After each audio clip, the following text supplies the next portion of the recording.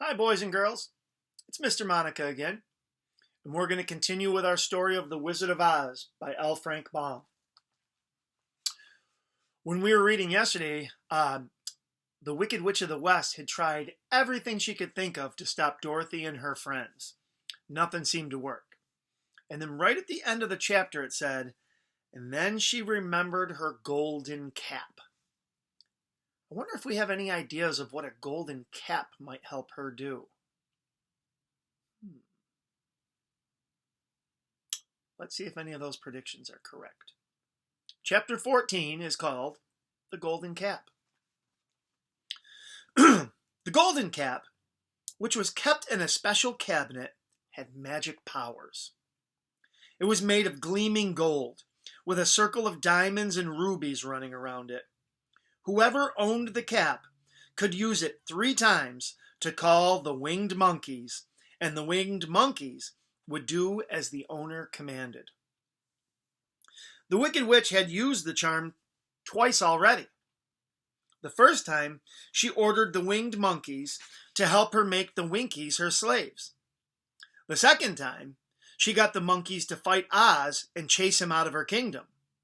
She didn't want to use her third command until she absolutely had to, but there didn't seem to be any other way to stop the intruders. The Wicked Witch opened the cabinet, took out the cap, and put it on her head. She stood on her left foot, then she stood on her right foot. Then she made her wish and bowed. At once the sky grew dark, and a loud rumble seemed to come from everywhere. Soon she was surrounded by huge winged monkeys. The biggest winged monkey, who seemed to be their leader, flew close to the Wicked Witch and said, "This is the third and last time you can call us. What do you command?" Here's a picture of that winged monkey right by the Wicked Witch.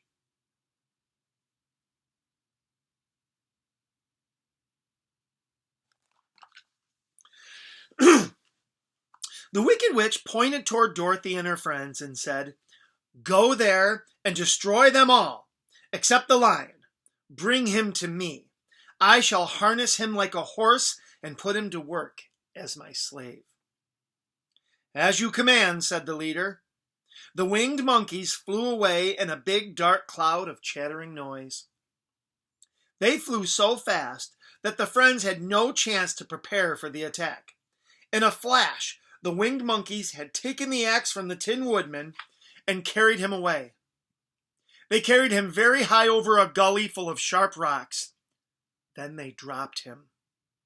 He landed on the rocks with a crash and lay there, dented and broken and unable to move.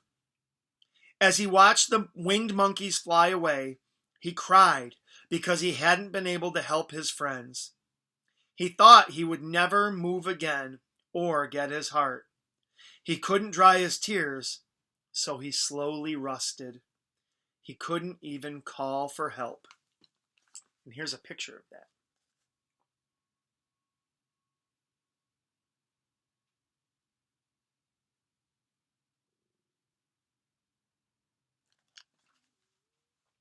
Meanwhile, other winged monkeys were attacking the Scarecrow. They tore out all of his stuffing and threw it far out of reach. Then they took his clothes and threw them in the top of a tall tree. Without his stuffing, he was powerless to help his friends. Still, other monkeys were attacking the lion. He growled and bit and jumped, but that wasn't enough to stop the winged monkeys.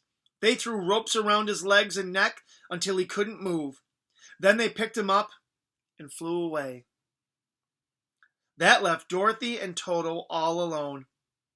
The poor girl was upset about her friends and wondered what the monkeys would do to her and Toto. But the winged monkeys did nothing at all. The leader had spotted the mark of the good witch's kiss on her forehead and told the others to stay back. "This girl is protected by the power of good," he told his followers, "and that is greater than the power of evil. Let's just take her back to the Wicked Witch's castle and leave her there." So that is what they did.